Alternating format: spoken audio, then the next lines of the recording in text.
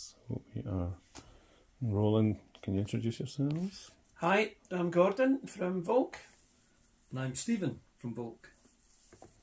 Can you guys tell me about your new album? What's it called and how did it come about? The new album's called Approaching Polaris, and it's a concept album in 8 parts about a fictional voyage to the North Star, Polaris, and back, and the fact that it's an ill-fated voyage for the people on the spaceship, and we created a musical soundtrack to evoke those feelings of being in space and the danger and the excitement. Stephen, what is your kind of role in Volk? How would you describe it? Somewhat involved in the composition, but generally I'm production work, I would say. So Gordon composes, he's the main composer, and I take my role after that and try and get it to be as exciting as it can be. How long have you been working together, Gordon, do you think? We've been working together for about 4 decades, probably. A long time. All the way from high school. All the way from high school. We work collaboratively and we work separately. A lot of the times I'll come up with initial ideas for music and I'll pass it on to Stephen, and he'll take that 2D idea and he'll turn it into a 3D final product. I think that's my job, to try and discern the sort of the body of the thing and then exaggerate that somewhat. I think that's what I'm trying to do. And improve on it. Well, yes, but Does Stephen edit for you, do you think, in that role? Edit the music a wee bit, arrange? Yeah, adds to the compositional element of it, creates a more expansive edit, a much better mix and mastering and overall production job. Basically makes it the final product. What sort of format does the music come to you, Stephen, from Gordon? I would say sort of very polished demo. It's to me, we could release it almost as it is, but at that point I'm really, as I say, my job is to sort of sit back and be a somewhat separate for it, to be an ear for it, and to identify the parts that for me really come out and see if I can take them a bit further. And whether you would notice how much difference you would notice, I'm not entirely sure, but that's a compliment to Gord's composition. I generally don't really have to inject myself too much into the composition. I love what I hear, so it really is honing it and trying to make it as enjoyable at the end as possible. Steve's been a little bit humble here, because everything that I do he improves upon without fail, 100% of the time. Like a trusted ear? Yeah. That kind of thing. I think it's important, isn't it, to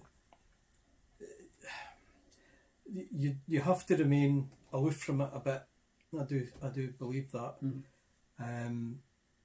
So you have to be a harsh critic, but at the same time you're always going to be excited by new work. And really that's how the projects, I think, identify themselves, the music that absolutely forces itself into your consciousness, and then you have to work on it. And as I say, I'm very fortunate, so I love the process. What kind of music did you grow up with, Gordon? I grew up with independent guitar-y type music from late 70s, early 80s. So you're talking Joy Division, Echo and the Bunnymen, New Order, Teardrop Explodes, bands like that, and just gradually embracing various different types, going into acid house, going into soundtracks, which is probably where this project Approaching Polaris came from, because Steve and I have got a massive love of soundtracks and a love of 70s instrumental soundtracks in particular, Vangelis and Jean-Michel Jarre, Mike Oldfield.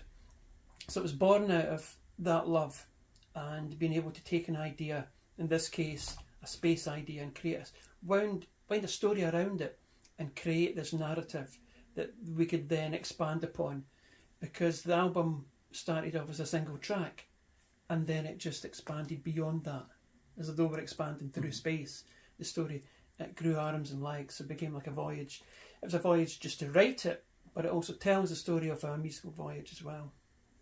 Stephen, what music was being played in the house when you were a teenager, when you were young? What when kind I was of young, stuff? it was obviously none of it was mine. So my dad was a massive music lover, but he didn't play any music.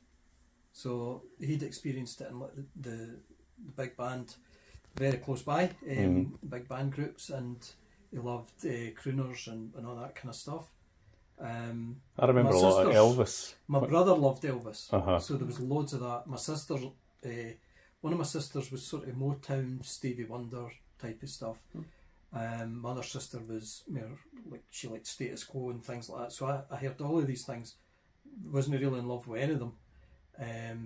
My first sort of musical sort of fascination was things like Adam and the Ants, and then I heard things like Ultravox and Visage and all these kind of things, and that was it for me until, so I would say that, and then into like Depeche Mode, OMD, so really electronic stuff, until basically New Order and Joy Division, and that sort of changed everything. And then I had a further sort of jump, I would say, maybe in my mid-20s when I kind of really got into like soundtracks, and that became my main interest, I would say. Early shows, Gordon, who would you say was your earliest mind-blowing show that you attended? That's a good question. I'd probably say New Order in the early mid-80s. New Order, Happy Mondays. Usually seen them in Glasgow Barrowlands, and always a great show. You queue up early doors, try and get in at the front, and just that sense of big gigs and being down the front and experiencing that connection between the band and the audience. I think that's something we would like to embrace as well. Oh, yeah. Recent shows, Stephen? Have you been to see anyone recently, like last night? Been to see Sparks, whom I just, that's only the second time I've ever seen them. Why have Sparks lasted so long, do you think? I just think it's the sort of the individuality of the writing, and just this solid unit seems impenetrable. They seem to be coming to the same place, but I mean, it's the writing. It has to be the writing, really, because it's so idiosyncratic. It just, and I just fell in love with that. I can't help myself. So, but I'm like Gordon with the early shows. New Order was it for me.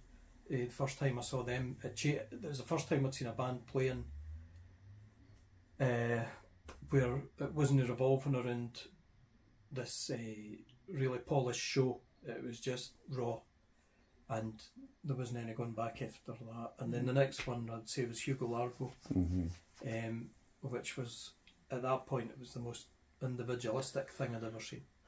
Was that with that Petrol Emotion? Yeah. You were thinking back together. Oh, right. I didn't know that. I left after Hugo Largo. I didn't see that Petrol Emotion. Upcoming shows, Gordon? Anything that we should be looking into, or have you been discovering anything recently? Soundtracks? I would probably say more kind of krautrock type, harking back to the 70s. Early 80s German and French disco electro stuff. I love anything that's got an electronic vibe to it, particularly when it's the more authentic early 80s, mid 80s stuff, not the mainstream electronica that would break into the charts, but the stuff that fits under the radar, kind of slides under the radar. But definitely the German influences there throughout the Volk album and throughout other stuff that we're involved in as well.